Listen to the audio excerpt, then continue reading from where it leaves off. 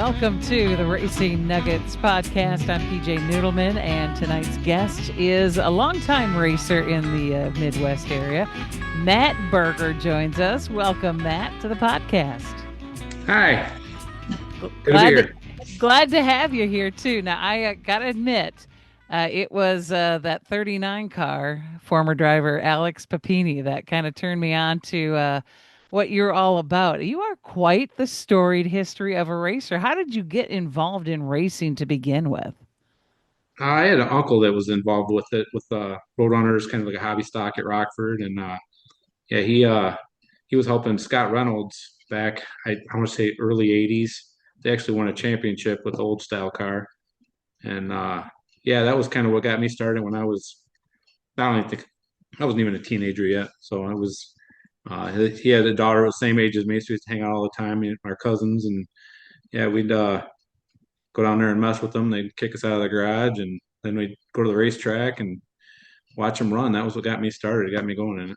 How old were you when you finally got behind the wheel for the first time at a I was racetrack? 16. I had got my license for about a month and a half and had gotten two speeding tickets already. And my uncle was like, "All right, we need to put you in a race car and take your aggressions out there instead of doing it on the street." So helped a little bit. Got my license. Well, that's always good. I Yeah. lost my license for too many speeding tickets, so good for Yeah. you. Talk a little bit about what that first race was like for you. Well, pretty uneventful, really, as far as in the hobby stocks and the Roadrunners there. There was a lot of competition, so it was a lot of back then. I mean, that was man, I want to say it was 93, 92, 93 back in there. That was when I got into the Roadrunners, and it was a lot of stiff competition. It was just tough to even get in the race sometimes. So it was fairly uneventful. Really, the beginnings of it was there was a lot of learning curves. The first car I had was a kind of a hand-me-down car, and yeah, I tore that up pretty early, trying to make a couple bucks doing the challenge races, and did a forwards backwards, and realized I'm not very good at going backwards. So yeah, that kind of destroyed that car. We had to build another car, and yeah, it was kind of my beginnings. So you've run a lot of different divisions. What would have been some of the more enjoyable divisions that you ran? Well, I just got to run a short tracker, and I really like those cars. It's a finesse car that you can really dig with them if, but you gotta it's just a fine line. It's like it's really you're right on the edge with them all the time. So it's you can get I drove sportsman cars, and I said the Roadrunners, late models. We converted a couple different cars over to super lates and ran some Rockford shows just for Rockford. Nothing too crazy, but actually Alex had helped with the setup with that he had come about. He knows so many people, so he when he was messing around with it, we were able to get something to work for me as well. And yeah, we did pretty good in that. But I really like the short track. I like the sportsman car. That was just it kind of just reminded me of the old school late model stuff because when I first got on a late model, it was stock stub stuff, big spring stock stub. So it kind of reminded me of that getting it. Just the feel was kind of similar. So I just slid right into that, and it was nice. So you got behind the wheel again here recently, and what prompted that, and how long was it since you were behind the wheel of a race car? So I'm gonna say my last official race was in 2022, and I won the championship and the short tracker, and like an international four-cylinder car at Rockford, and I also drove a late model that night.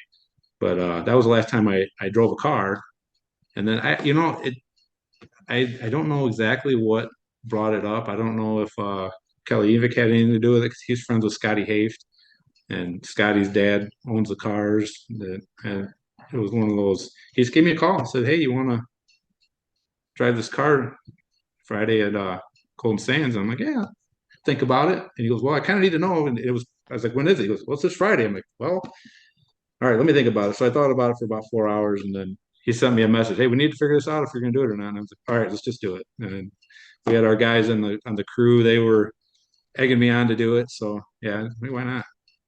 And it It's a good turned out deal. pretty good. Yeah, it did. It was.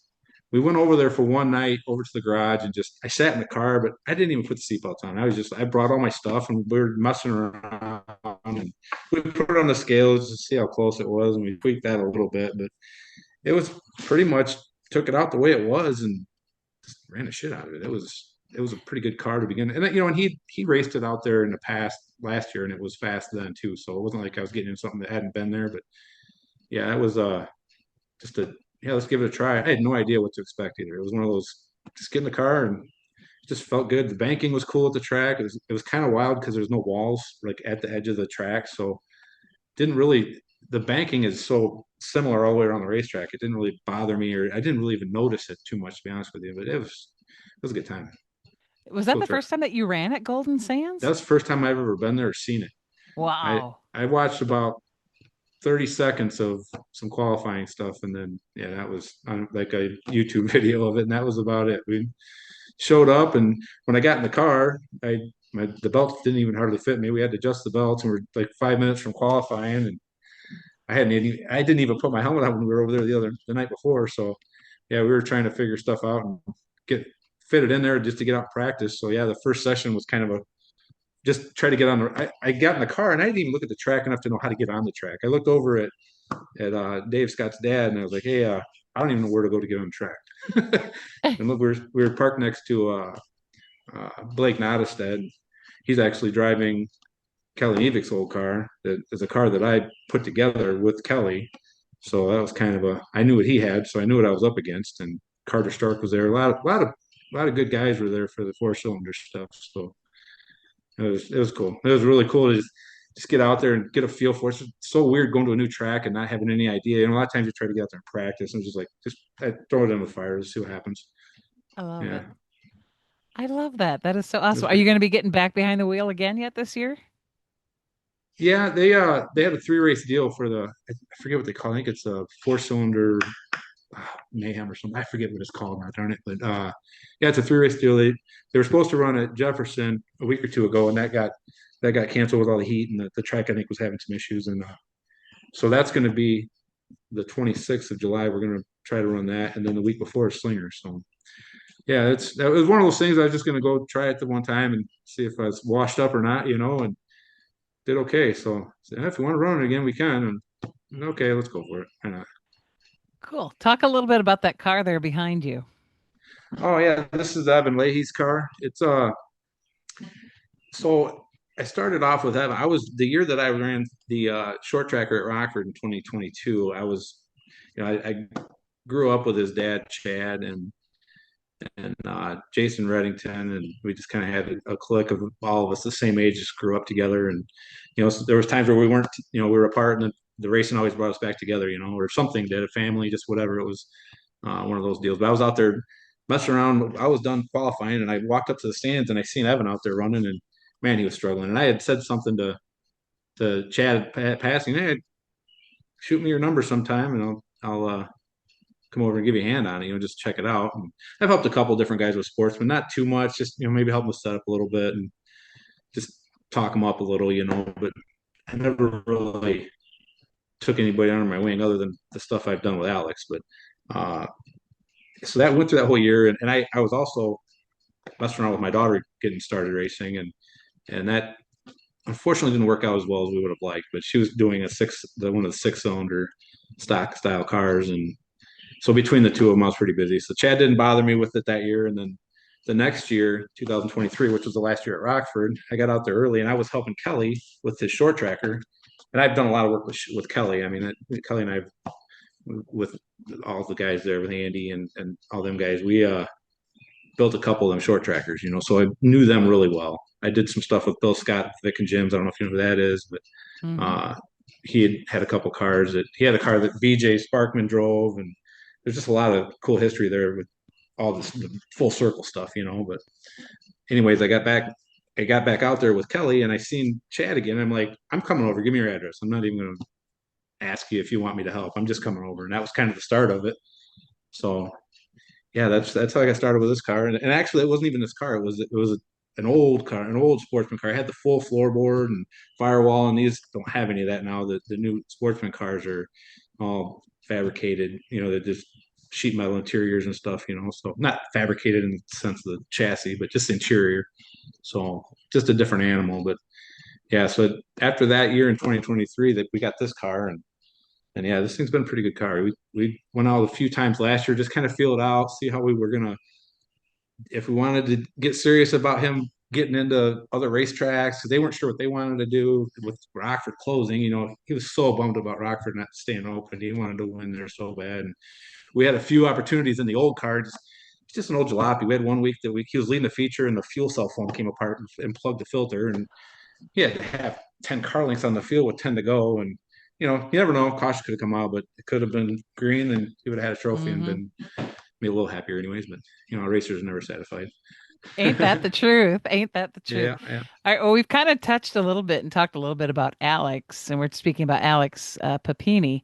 And most people know that he lost his dad at Rockford Speedway in a racing incident. And you did take him under your wing. How old were you when you started Oh, kind of taking Alex under your wing? hmm. Gosh, that's a tough one because I don't remember how old I was. I remember how old he was. He was 12, 13, right in there. Man, what year? Uh, I couldn't have been early 20s. Yeah. I wasn't, yeah, it was early 20s. But yeah, that was kind of and I knew him. I had been around with his dad a little bit. I had a lot of history with I drove Steve DeMar's car at Rockford and late models. That was kind of I drove a different car with Jeff Shelton that we had for like a 98, but then that didn't work out. So then I helped Steve DeMar for a year and got to know like that. There's a whole clan there with Daryl Williams, Gino Williams, and Al was involved. And there's just a kind of a whole clique there, the kind of Loves Park gang, and uh, I got to be around Alex a little bit then back when he was kicking everybody in the shins. So he, I knew who he was. And then just after his dad had passed, he was out in the parking lot screwing around after the races, and he was just being a kid, throwing football around. Somebody yelled at him and told him to grow up, and I defended him. He's a little early to be growing up. He needed to figure out how to be a kid. So that was kind of the start of it with me and him. And then after that, I mean, we've been through a lot together and threw each other around. I've drove him across the parking lot, and his mom wanted to kill me, and live and learn stuff. And yeah, from there, a lot of racing. He drove some cars with my motor in it, and he helped me out with some stuff with like especially the super late stuff. That was cool. It's kind of a payback for all I did a lot. I got him into the late model to begin with. I had moved up with my equipment, so then I had a bunch of stuff laying around, and he had gotten the car and decided to put it together, and I gave him parts to do it. So that was kind of the beginning of him getting into late models. Then of course That's he had after he got started, then he bugs everybody to get what he needs, and he's got a lot of good contacts, and that's part of it too. I mean, it's such a crappy situation to lose your dad like that, and he's yeah. had some people get into his life to help him out and be there for him when he really needed it. So I'm fortunate that I was able to be there for him as well. Did you have kids at that time or no? I did not. So my daughter was born in '06, so it was a few. I want to say '04. I actually had my car in his dad's old garage. He was living in the house with Lisa, and yeah, I had the car over there, and that was early in our relationship, getting to know each other and all the racing boys, and probably teaching them more bad habits than good habits back then. Yeah, That is, it's pretty cool that you chose to take him under his wing. I think at that particular juncture in his life, he really needed somebody that could kind of be his true north at that time, and you really right. stepped up to the plate for that. I just, to me, I think that that's quite a selfless act of you to do. I mean, I don't know a lot of Yeah, people that would have done that. yeah, I don't know. I just did it. I don't know. I don't know. I guess that's part of my character. I couldn't tell you. It was just one of those things. It was circumstance, and we connected too. That makes a big difference in it. If you try to help people out and it just doesn't work out, and you go through that all your life, how many missed opportunities you may have had, where you talk to people and neither they're helping you or you're helping them. It's just not, it doesn't gel for whatever reason, and we did. So it's like it's my old buddies from school, and even before that, like with Chad and Jason. It's cool to be able to have those connections. And he's part of that whole clique now. I mean, we're all, we got the Maynard clan. everybody calls everybody Maynard. That goes back to the Snooks race engines, and then and that's all old school stuff. Really cool. What car is the 39 panel from there in the backdrop too? So that was actually on this car last year for their uh it's not it's like a memorial race where they you can put past winners and champions and stuff on the door for the night. I think it was a week before championship night. I actually wasn't. I couldn't be there for that. I was at a wedding, so it was Jason, our one of our crew guys, his kid was getting married, so we were at that. But yeah, they went and raced for that, and we were actually going to go to the Dells, and then Alex brought it up. Hey, what do you think about putting that on the door? So we put that on the door, and then once we were done, it peeled off, and we put it on a board and stuck it up on that. So yeah, Nice. that's what that's. It's got this championship stuff on there from Al at Jefferson, so it's pretty cool. That is pretty cool. How many kids do you have? I just have the one daughter. She's a freshman in college right now. Okay. Yeah, Where did you yep. and your wife meet? Did you guys meet at the At the track? racetrack.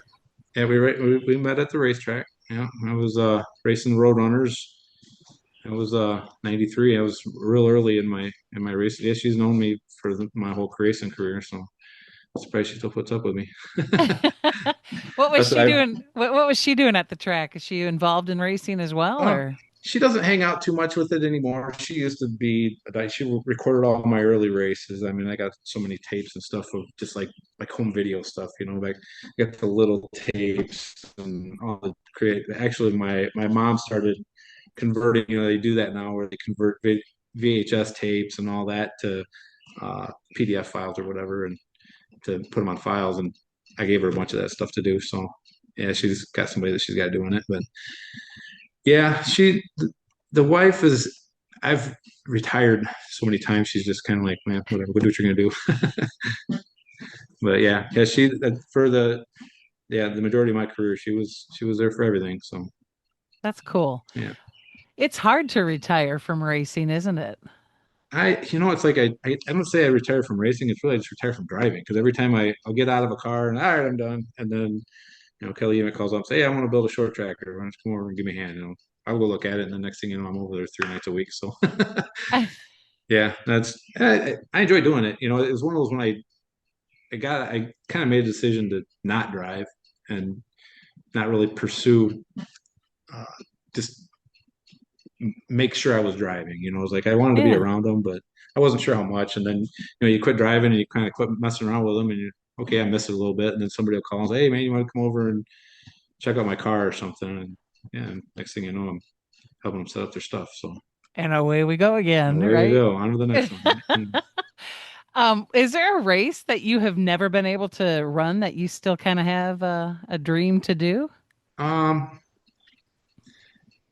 I wouldn't say, I never really. It's more the tracks that are gone now. Like I never got to run Lake Geneva, and I always said I was going to go there because I had a late model for quite a while. And I always said I was going to do it, and just you get tied into racing at Rockford, racing for points and all that, and you just kind of blow it off. And that was one track that I always wanted to go to and never got to. And then other than that, I mean, I've ran it at Madison.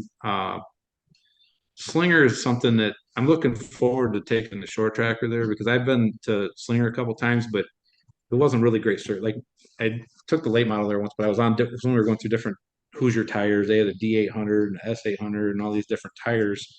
And I went, what Rockford was running wasn't what Slinger was running. And I just ran my Rockford stuff. And yeah, that was a bad idea. It was still fun. It was the first time I really been on there with a good car. And it was cool. But I wouldn't mind going there and going with a rocket ship and see how that is. For sure. That's a fun track, I think, too. Even though I've never raced really. Yeah. Not other than media races, but that doesn't really count, right? It's still getting around a racetrack. This is true. This is true. So what is then maybe the future here for you? Are you going to continue to keep a finger in the racing or what are you thinking?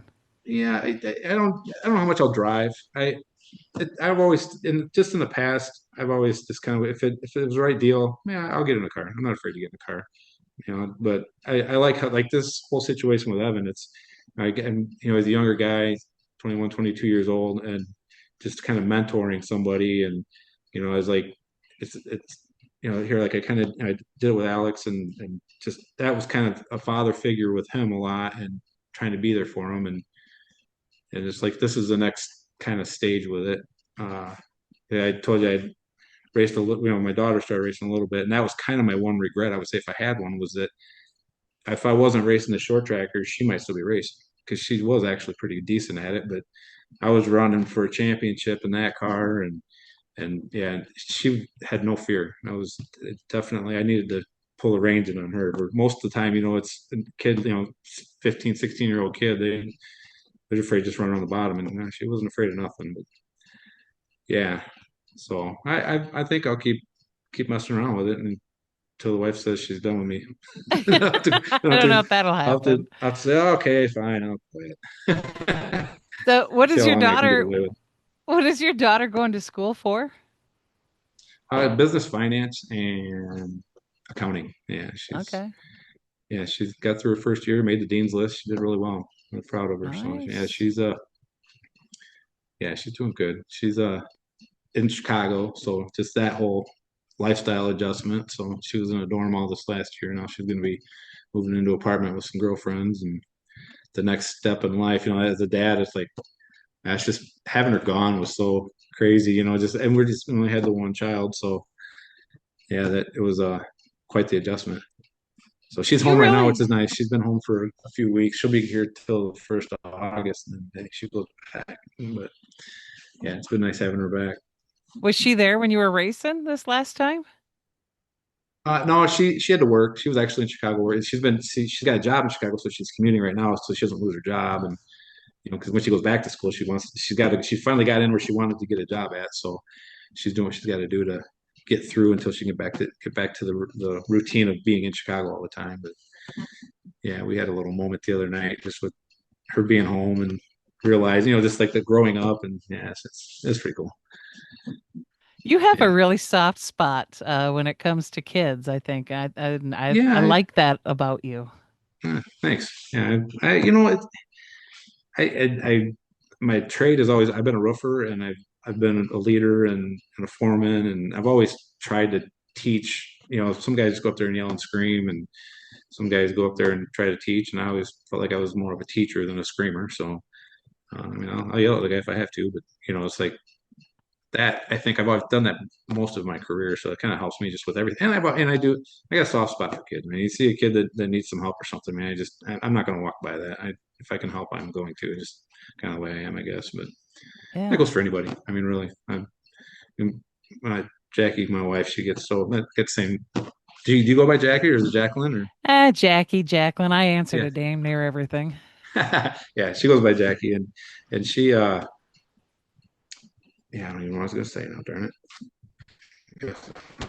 Soft spot for kiddos. Uh, yeah, yeah. So yeah, I don't know. I enjoy seeing somebody learn from what they're passing it on. It's not seeing her why you hang on to everything. It's like in the whole racing atmosphere, all the years of racing against, you know, Wilberg was when I was just getting started, and then me and Ricky Wilderbeck had some heated battles, and John Ronald Sr. and just Tom Guiley, all the Guileys, is just all them guys battling.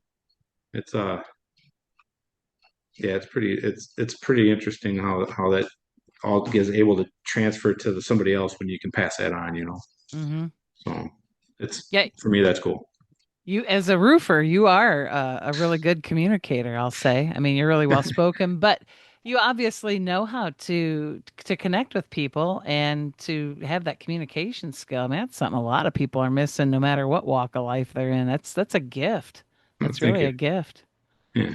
And my wife always says I'm a social butterfly. She gets mad at me when we're at the track late, and she says my wings are coming out. So it's time to go. Your wings are coming out. You're a social butterfly. So Oh, I feel that with my husband too. So yeah, yeah, yeah, I you see it. understand that. Totally understand it. Yeah. I one time posted a picture of this skeleton sitting on a bench. And it was like, this is me waiting for my husband to quit talking at the track so we can go home. Yep. So yeah, good times. Well, are Yeah. you going to be traveling down to like, Alex is down in Pensacola. Do you ever go down for the Snowball Derby? I haven't yet. I'd like to. I had plans kind of tentative to do it this last time, and I just didn't. It just didn't work out with work, and yeah, I went from being in the field to now I'm in the office and estimating and project management, which is the next, and that helps the whole talking to people as well. So Hmm. uh, still always trying to get better at it, but yeah, I don't know. What is the one thing that you are most proud of in your life, whether it's racing, personal life, or career? I think the first thing I'm most proud about is I'm still married, and I have a beautiful kid. You know, my grown into an adult, and that was, you know, it's a lot of work to have a family and to maintain it. You know, so many people give up on it too easily. You know, and you have hard times and you have great times, and that's probably my I'd say that's my biggest accomplishment in life. Totally, as far as racing goes. To win championship in anything. I fell short a few times with the late model stuff, and you know, finishing second or third to Ricky and guys like that's kind of one of those things where you take it with a grain of salt. But I was able to win some championships in some other divisions, and I think I finished twice second in the short tracker division before I won a champ. I'd gotten away from it and I got back into it 10 plus years later. That was 2006 and seven when I was running the short tracker the first time, and I didn't drive one until Kelly was messing around with them, and I was probably 16, 17. I was just tinkering with him, and then I didn't drive his car till 2022. So yeah, that was the second car that he had. He just bought a car for a backup car, and we put it together for short track, and it was pretty fast. So, hey, you want to drive it next year? We'll keep it together. So that's kind of how that. And I ended up winning the championship racing against him. So yeah, that was cool. That was fun moments there. I'm in the Walk of Fame. That's cool. At the track, you know, that's a big deal. That was a big surprise, and it was cool. It was the first one to win a feature in every division at Rockford, the four main divisions, and that's that's a lot of cool accomplishments. Just kind of I wouldn't say one off stuff, but other guys have done it too since then. But uh, a lot of cool stuff. I won the 76 lapper in late model there. That was a big accomplishment. That's a big race. I had the first Big Eight race that they ever had at Rockford. It was when it first was starting. I was racing against Jason Schuler for the lead, and there was a bunch of oil on the track, and he took the top, and it was when they just started using the cone. And I went to the bottom, and I shouldn't have. It was probably a bad idea, but we slid her in there, and we got together, and it about ripped my fender off, and I got by him, and he'd come to get back at me, and then he spun out, and I got to keep my spot. Caution came out. Well, my fender was dragging, and I didn't know if I could knock it off if they black flagged me for it, and that was kind of the just didn't know any better, as far as caution was already out. So I didn't want to. I just you never know. Sometimes I got bad luck with officials not wanting me to do the things I want to do. So I didn't know if I should do it. And by the time I like the last right before I came around, they gave me the black flag, and I just knocked it off on the wall. So that was a potential win. That was like with two to go in the first Mm, Big Eight race. So that yeah, I ended up getting black flagged on that. That was probably that would have been a cool race to win too. But yeah, yeah, I got a few of them. Winning multiple races at Rockford is always hard, let alone winning any.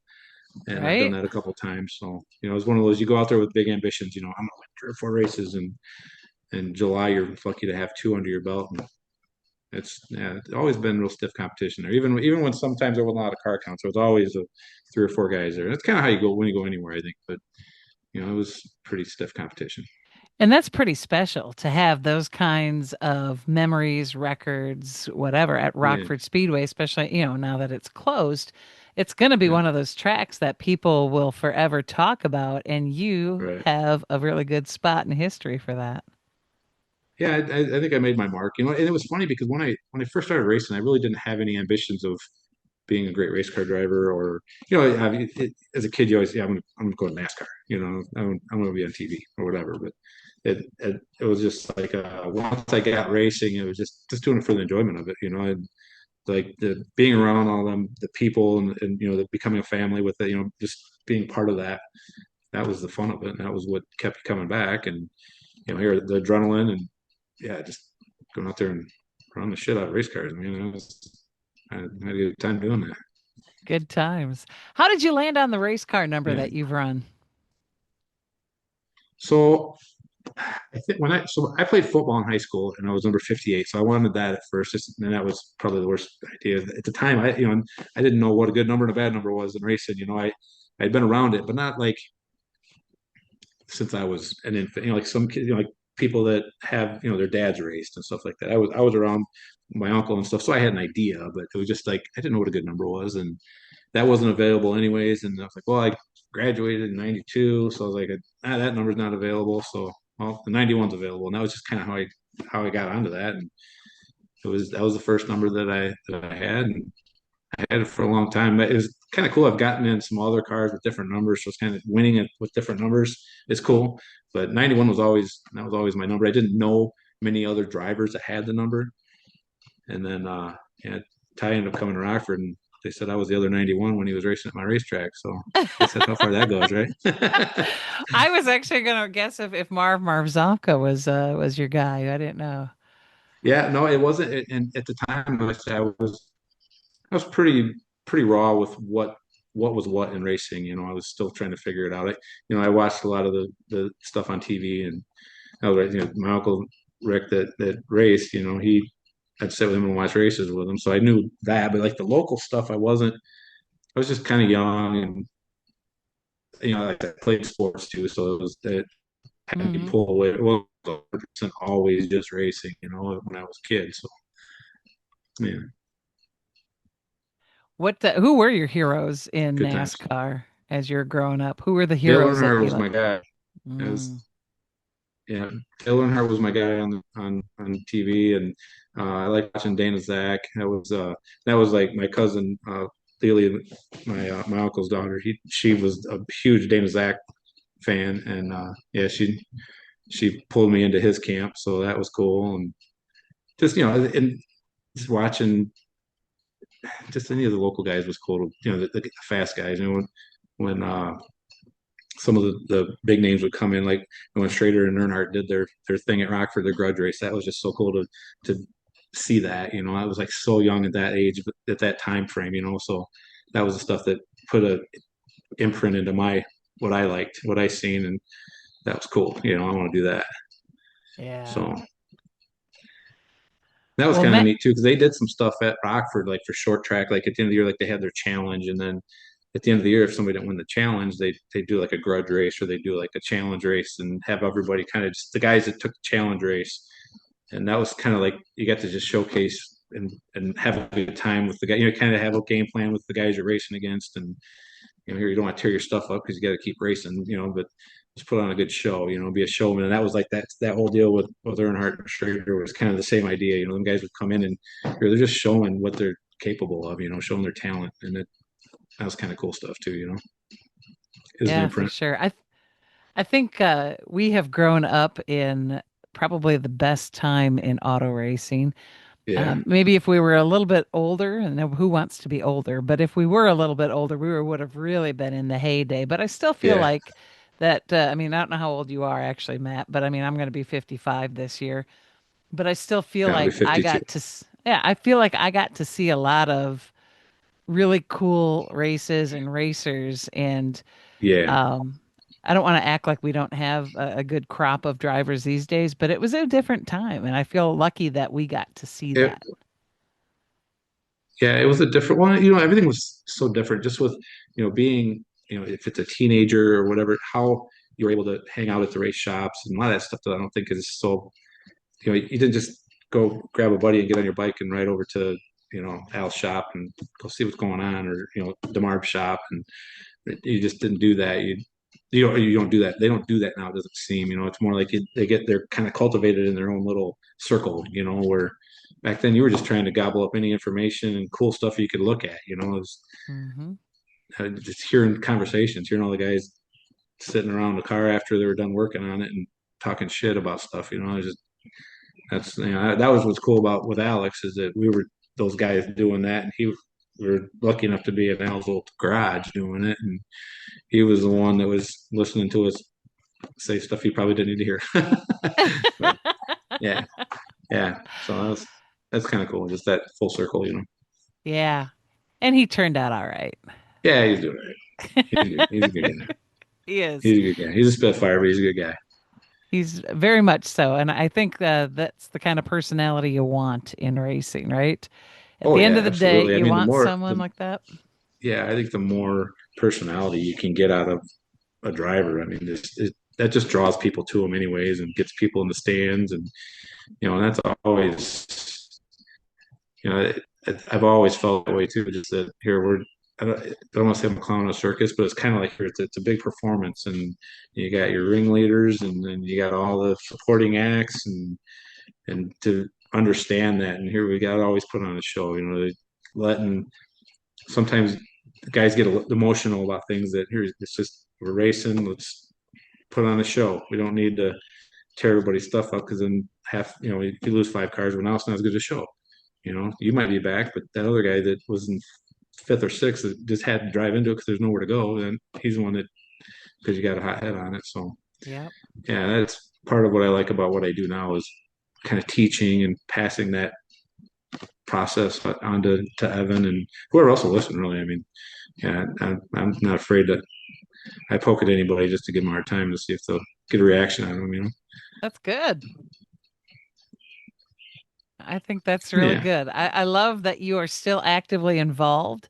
I hope to see you behind the wheel another time or two yet, maybe this year or more. And yeah, yeah, congratulations on an amazing career already and really on being a great yeah. human. I mean, you are the full package, Matt Berger. Thanks for that. I appreciate that. And I'm not saying everybody loves me, but I like to have a good time. I'm not usually very grumpy, so it's one of those, just having a good time, hanging out the track and having the beers and the talks afterwards, and just I love to compete. I will run the shit out of anything you put me in. I don't care. I've had to run hard on equipment that wasn't that great, so it's one of those you get in good equipment, you can really get a good feel for stuff compared to what you used to have to do. So it's a good time, and that keeps me coming back. For I can it's funny because when I first started getting into situations where okay here this car was why wasn't it available for me 10 years ago when I was like really in my heyday and I was racing 24/7. Well, that's sometimes just not how it works out, but I'm fortunate that I've had some good situations.